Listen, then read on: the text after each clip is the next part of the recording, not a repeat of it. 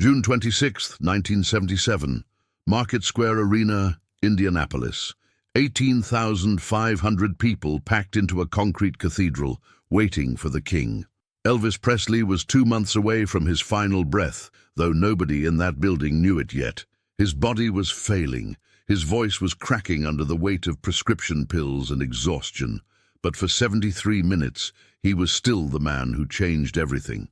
Halfway through the concert, something unusual happened. Elvis was mid-sentence, talking between songs, when a voice cut through the roar of the crowd. One voice, loud, desperate, shouting something nobody else could quite make out. Elvis stopped. He turned toward the sound, his hand raised to shield his eyes from the stage lights. The band went silent. 18,500 people held their breath. What happened in the next 4 minutes would become one of the most emotional moments ever captured on film, a moment that revealed who Elvis really was, when the spotlight demanded nothing from him, a moment that proved legends aren't built on stage presence alone. If you've never seen this footage, you need to hear what happened, and if you think you know this story, you might be missing the detail that changes everything. So before we go any further, make sure you're subscribed to The Hidden Legacy, hit that like button, and turn on notifications, because stories like this don't show up in history books. They show up here. The voice belonged to a woman.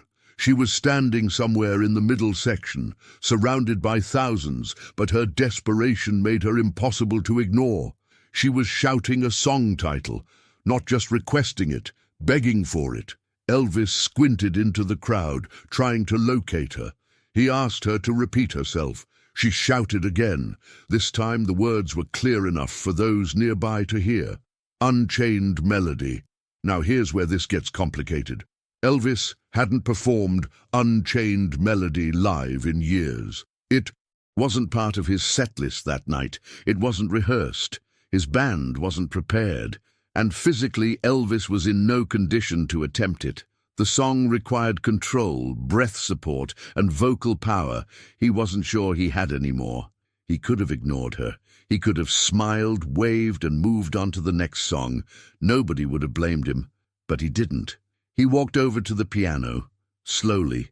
His movements were heavier than they used to be. He sat down on the bench, adjusted the microphone, and, without saying another word, he began to play. The opening chords were soft, fragile. The crowd realized what was happening, and the noise dropped to near silence. Elvis closed his eyes, and then he sang. His voice cracked on the first note. It wasn't perfect. It wasn't polished. But it was real, raw, vulnerable. He pushed through the first verse, his fingers moving carefully across the keys, and you could hear the struggle.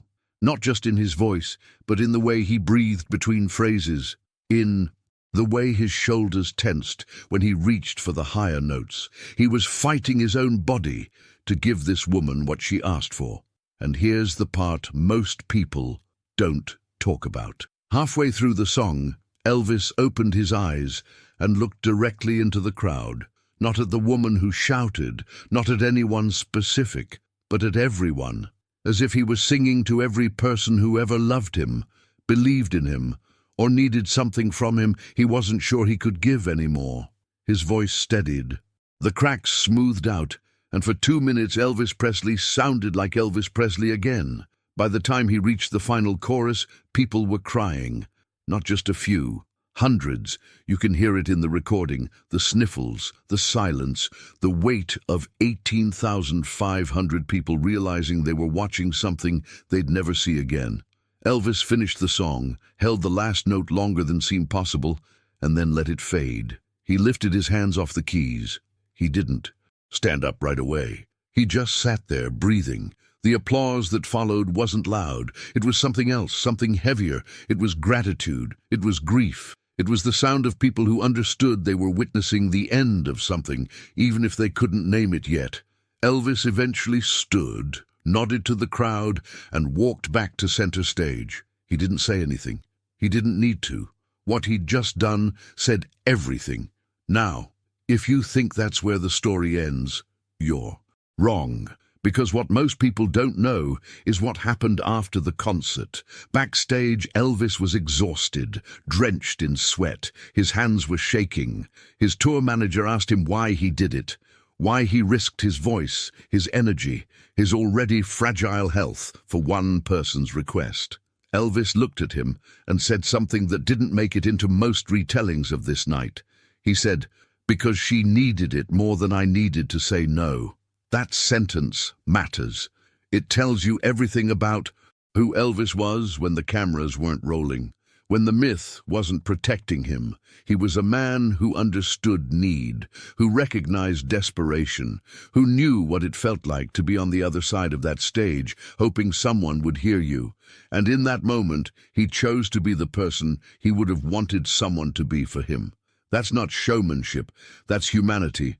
And if you've made it this far into this story, it's because you understand the difference. So go ahead and hit that like button if this hit you the way it's supposed to, because we're not done yet. Here's the question nobody asks. Why Unchained Melody? Why that song? It wasn't one of Elvis's biggest hits. It wasn't a song people associated with him the way they did Hound Dog or Can't Help Falling in Love. But that's exactly why it mattered. Unchained Melody was a song about longing, about time slipping away, about loving something so deeply that distance and separation become unbearable. And in 1977, that's exactly what Elvis was living. He was separated from the man he used to be, from the body that used to carry him through 3-hour performances without breaking a sweat, from the voice that could shatter glass and seduce entire generations. He was watching himself disappear in real time, and everyone around him could see it. The pills weren't helping anymore. The fame wasn't protecting him. The myth was crumbling, and yet he kept showing up. He kept performing, because the stage was the only place where he still felt like Elvis. That woman in the crowd didn't just ask for a song. She asked him to prove he was still there, still capable, still the king. And whether she knew it or not, she gave him a reason to fight for one more moment of greatness. That's the power of need. It doesn't ask politely. It doesn't wait for permission. It demands. And sometimes, if you're lucky, someone hears it. Now let's talk about what happened in the 2 months after that night, because this is where the story gets darker. Elvis performed 40 more concerts after Indianapolis. Every single one of them took more from him than the last. His weight fluctuated wildly. His speech slurred between songs. He forgot lyrics. He stumbled on stage. The people who loved him watched him fall apart in real time, and there was nothing they could do to stop it. On August 16, 1977, Elvis Presley was found dead in his bathroom at Graceland. He was 42 years old. The official cause of death was a heart attack. But everyone knew the truth. The pills, the pressure, the impossibility of being Elvis Presley every single day for 23 years without breaking. He didn't just die, he was worn down to nothing. But here's the thing. That performance of Unchained Melody in Indianapolis, it became one of the most watched moments of his entire career. Decades after his death, people still search for it. They still cry watching it. They still share it with anyone who'll listen, because it wasn't just a song. It was a moment of pure, unfiltered humanity. A moment where a man who was barely holding himself together chose to give everything he had left to a stranger who asked. And that's why this story matters.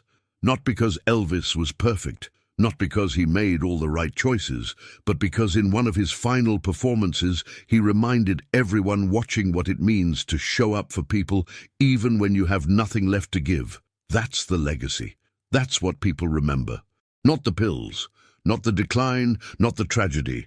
They remember the moment he stopped the show for one voice in the crowd. So here's what I want you to do. If this story reminded you of why you loved Elvis in the first place, or if it made you see him differently, leave a comment below.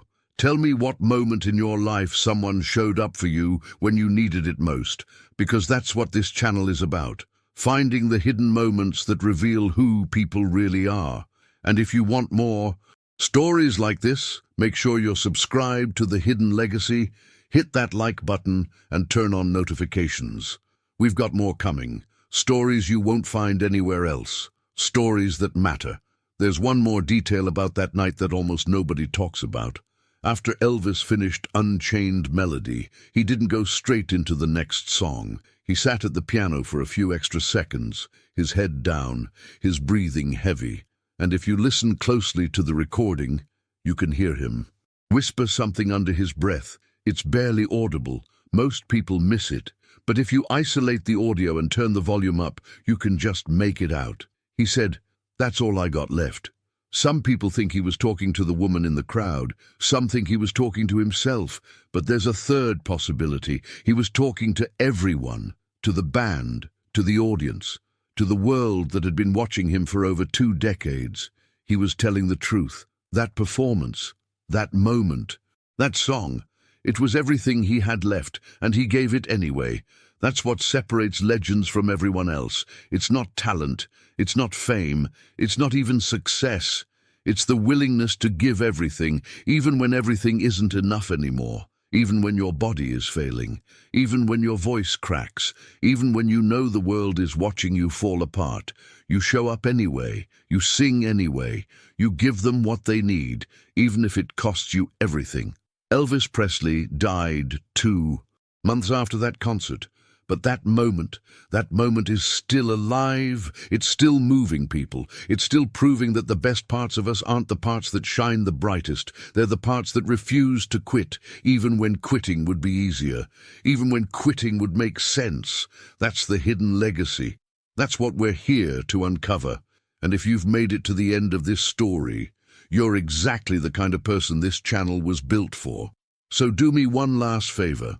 Subscribe to The Hidden Legacy, hit that like button, turn on notifications, and check out the videos on your screen right now, because we've got more stories like this waiting for you. Stories about the moments that don't make headlines but define who we are. Thanks for being here. I'll see you in the next one.